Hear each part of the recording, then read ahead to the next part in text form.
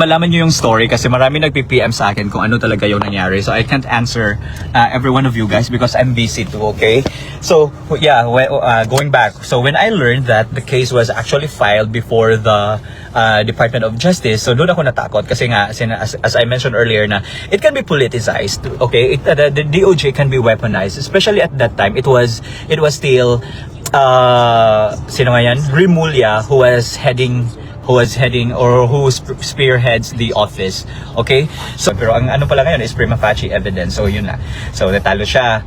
So, yun, doon ko masasabi na if Risa Hontiveros aims to be the president of the country, what would be the likelihood if she wins? Okay? So, now when we talk about loyalty, okay, I received or I faced all these trump-up charges against me because I am supporting the Duterte. So, I think this is the price ba na I have to they have to pay because of my support, especially now during the Marcos administration. So sinasabi ko na it's kind of unfair na our politicians or our leaders are just weaponizing legal harassment towards people who don't share the same viewpoints with them. So kapoy hago siya. So shout out us reaction vlog, YouTube channel, please like and subscribe. Buhay kayo. good evening, everyone. Yeah. So first, I'd like to congratulate myself. I'd like to congratulate myself, Crisette, Jason's Banat Bay, Ka Eric, for winning the case. Attorney Ferdinand Tupacio for winning the case against Risa Hontiveros. And yeah, sa hindi nakakasunod po sa issue na to, last year, yung lumabas si alias Rene, yung star witness ni Risa Hontiveros. Diba, he accused Risa of bribing him around 500,000. Tapos pinatira pa siya doon sa condo niya. Tapos he was being coached by Risa Hontiveros et al. On what to say and do during the Senate hearing. That was the confession of the person named alias Rene. I did not fabricate that information. I did not,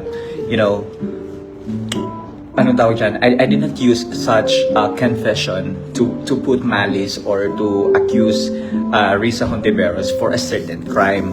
What I did was I summarized the points said or uttered by alias Rene. So ang sinabi ko doon, ito yung mga sinasabi ni alias Rene. Tapos yun, I itemized almost everything that he said from yung coaching to bribery issue, things like that.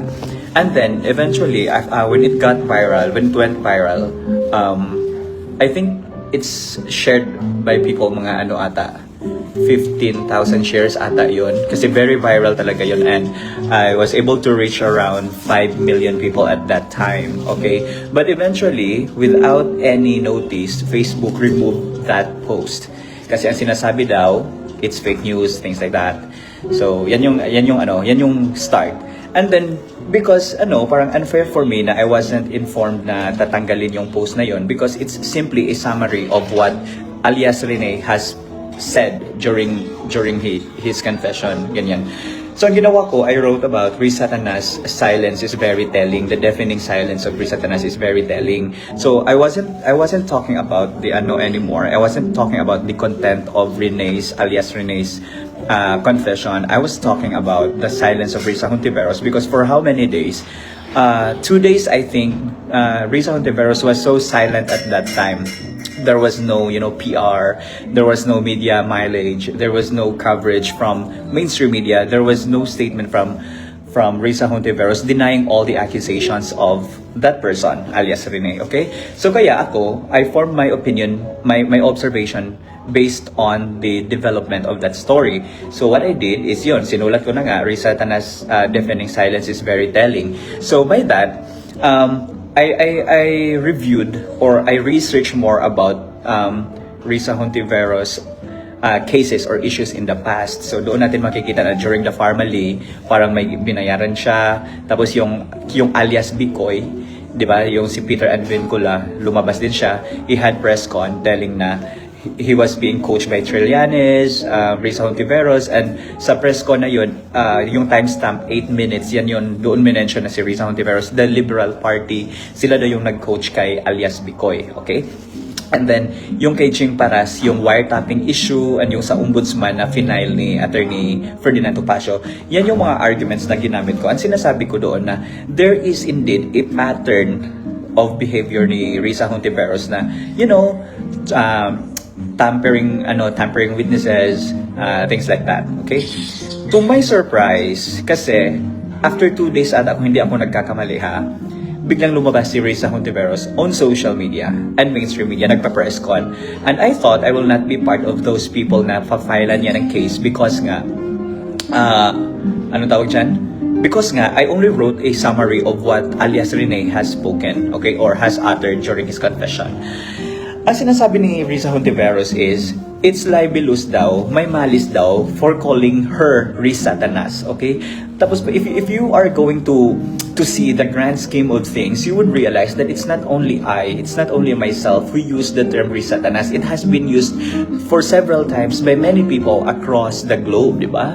Risa Satanas, yan yung tawag sa kanya, pero dyan daw. Tapos yung sinasabi ko doon na may pattern of tampering witnesses daw, it's very malicious daw because none of my arguments daw, the one that I've written, was true. Yan yung sinasabi niya. So sabi ko, how come na hindi siya true na when the information, na sila? Sige, tara. When the information, I wrote on my social media, came directly from legitimate mainstream media sources. So first, quoting Philstar, I quoted Philstar, I quoted, what else? Billionario, ABS-CBN. So those information directly come from legitimate mainstream media. So meaning to say, it's not gawa-gawa ko lang, okay? And then when I was in Europe, I was made aware that instead of filing, oh my God, it's raining. Where are they? Sorry. So when I was in Europe, I was made aware that instead of filing to the court, Risa filed the case before the Department of Justice. So that's when I got scared. Why? Because it's Department of Justice. They can play everything lang, di ba? Ganyan yan eh. Wait, sorry guys. Pasok muna ako sa car. Yan. You decide kung saan tayo kakain. Tapos, sige. Dito ko na ako. Para malaman nyo yung story kasi marami nagpi-PM sa akin kung ano talaga yung nangyari. So I can't answer every one of you guys because I'm busy too, okay? So yeah, going back. So when I learned that the case was actually filed before the Department of Justice, so doon ako natakot kasi nga, as I mentioned earlier na it can be politicized, okay? The DOJ can be weaponized, especially at that time. It was still, sino nga yan? Rimulya who was heading or who spearheads the office, okay? So yun na yung nangyari at that time. So it was Crisette Kifichu who said na, Tio, do not ignore it, okay? Sinabi niya sa akin na, I know na tama yung pinaglalaban mo na ganyan, okay? Kasi ako nga, I'm very confident na it will get dismissed, okay? Okay, pag sa korte yun pinasa, kaso final kaso sa DOJ, okay? So sinabi niya na ganyan, so kuha ka ng lawyer. So at that time, may kinausap kaming lawyer who helped me. And then, when I got back here sa country natin, kasi may mga talks na naman na baka ma-warrant ako kasi may mga tao na maraming mga Duterte supporters ngayon na they are not aware that there was a case filed against them. Tapos na-shock na lang sila na eventually nagka-warrant of arrest na lang sila. Tapos, di ba, ganyan. So sa akin, sabi ko, okay, make sense siya, ganyan, made sense. So, I decided to fight Risa Hontiveros before the DOJ. So, nung natanggap ko yung subpoena, I sent it automatically to the lawyer. Tapos, the lawyer said na, okay, explain to me your side, all those things. Tapos, the pieces of evidence you have for us to strengthen your counter affidavit. So, I did all the handful. I did all the research. I made my initial defense. Yeah. So, I sent it. When I was done with it, I sent it to my lawyer. Okay. So, my lawyer asked me to go to Manila because the DOJ pala daw made a schedule na of my appearance before the prosecutor's office. So pumunta ako, and you know what guys, ano yung celebration sa November gani? Halloween. Imagine that. I was in Manila during Halloween. Hindi ko na-enjoy yung Halloween because I have to face that fucking case, okay? And then I realize, I know for a fact that it's illegal harassment lang because even ako nga, I'm not yet a lawyer, okay? I studied law, I stopped for now, okay? Pero alam ko talaga na it will be eventually dismissed kasi nga, wala naman talaga yon, lack of probable cause yun. Pero ang ano pala ngayon is prima facie evidence. So yun na. So natalo siya. So yun, doon ko masasabi na if Risa Hontiveros aims to be the president of the country, what would be the likelihood if she wins? Okay? Ano ba ang mangyayari sa atin pag siya ng president? So everyone na nag-criticize sa kanya, everyone who, you know, holds different viewpoints about her on a certain issue, kakasuhan niya ng cyber libel, 'di ba? So, you know, it's a bad precedent. So, I am very happy na the DOJ, the prosecutor's office ruled on our favor because if it favored if the DOJ favored Risa Hontiveros, then it's very alarming talaga na hindi ka na pwedeng hindi ka na pwedeng mag-criticize ng isang politician kasi pwede lang pala na automatically kakasuhan ka ng cyber libel.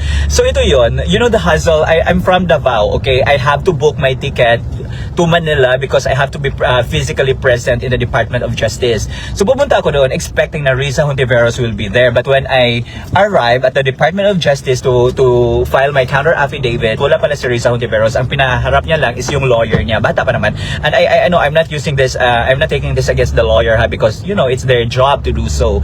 Pero ang point ko ba, I was really expecting that Risa Hontiveros would be there para makita kami, 'di ba? Kasi kung talagang valid yung pinanggagawa niya on pinang-file niyang kaso sa amin. So 'di ba, she should be confident enough to face me or the rest of us, yung mga accused niya, okay? Now, yun, I'm so happy na today we received the copy of the resolution, the prosecutor's office resolution. So nakita namin doon na dismiss yung kaso against me. So yan yung latest, and this isn't the first time I received a cyber libel complaint against me. In 2023, okay, if I'm not mistaken, in 2023, someone who works for Romualdez, someone who, you know, I think someone who does APR for Romualdez kasi halos ng post niya pro Romualdez eh. So technically baka PR talaga siya ng Romualdez. She filed a case against me, cyber libel nga for you know, telling them or labeling them attack dogs, paid attack dogs, because at that time grabe yung issue about the confidential fund of VP Sara, and I was arguing in the POV of someone na, you know, I'm completely aware of pinagagamitan ng MOOE, mga ganyan, di ba? So yan yung ginamit ko. Sabi ko, saan ba kinuha yung mga pambayad sa paid attack dog sa MOOE, mga ganyan-ganyan. Yan din yung ginawa ko in 2023. And then na-shock ako because without me getting any subpoena, without me being served my due process about the case, I received a court resolution saying na I won the case. Imagine, I haven't done anything with it. Like, hindi ako nakapag-respond because I'm completely unaware that there was a case filed against me na pala. Tapos final ito sa Nueva Ecija Nueva Ecija. Final ito sa Nueva Ecija. So sabi ko, sino bang mapafile sa akin sa Nueva Ecija? Wala naman ako nakalaban. And I found out that the person I was pertaining to pala is yun na yung nag-file ng case sa akin. And yan yung first na case filed against me. And then hindi pa sila nag-stop. They filed an admin case pa sa OVP. Believing na the OVP will, you know, get rid of me, charas. Pero ang chika, ano yan? Smoke and spice. Is it masarap there? Yeah. Parang gamay ra lagi. Di gamay raman. Tapos ang smell, I don't like. Sige, sorry, nawala na ako, sorry. So yan yung first na cyber libel case against me. Tapos in 2024, kung hindi ako nagkakamali, yung a certain person named Thea, may chinachat siyang mga tao na hindi ko naman kilala. Tapos yung mga tao, sinisa nila yung screenshot na may may subpoena served daw sa akin from the Iloilo Court daw, ganyan. Tapos sabi ko, I haven't received any subpoena. So hindi ko alam, how can I debunk or how can I file my counter affidavit when I wasn't served a subpoena for me to know if what's the complaint all about, di ba ganyan? So that's the second one. And I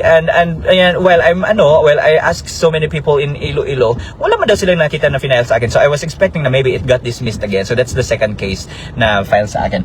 And thirdly is ito na nga yung kay Risa Hontiveros. Kay Risa Hontiveros yung cyber libel case na, and now I won it again. So now when we talk about loyalty, okay, I received or I faced all these trump up charges against me because I am supporting the Duterte. So I think this is the price ba na I have to they have to pay because of my support, especially now during the Marcos administration. So sinasabi ko na it's kind of unfair na our politicians or our leaders are just weaponizing legal harassment towards people who don't share the same viewpoints with them. So kapoy hago siya. So sabi ni Dare to us, may pwede bang gawin so she can be held to reimburse all the expenses you spend, the emotional and all the hago kakapoy siya, counter demand ba, please keep fighting, salamat kayo. Oh, thank you Dare to ask, thank you. Yes, we have a plan but I'm not gonna publicize it yet, but we have a plan, okay, because it's not easy.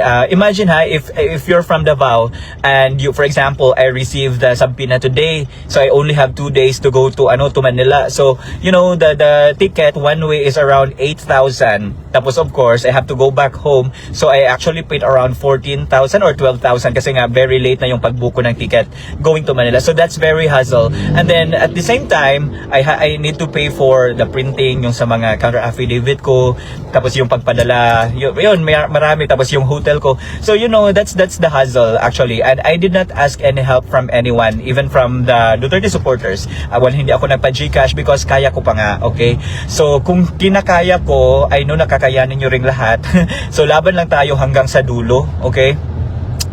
Ano yung response ni Kakam? Shit, ano ba?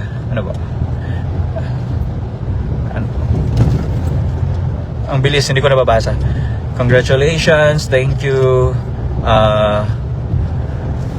Nagabaan yun si Risa. Oh yeah, nagabaan yun siya, and I will not stop criticizing her. After all the sleepless nights, hindi kaya hindi lalim. What is it in Tagalog? Hindi madali na, for example, na may ka, yung anxious ka ba on what will happen to the case, tapos it took the prosecutor's office around several months before they can resolve the case. Alam ko na, doon tayo sa Besh? Oh, okay. So, naara na dire.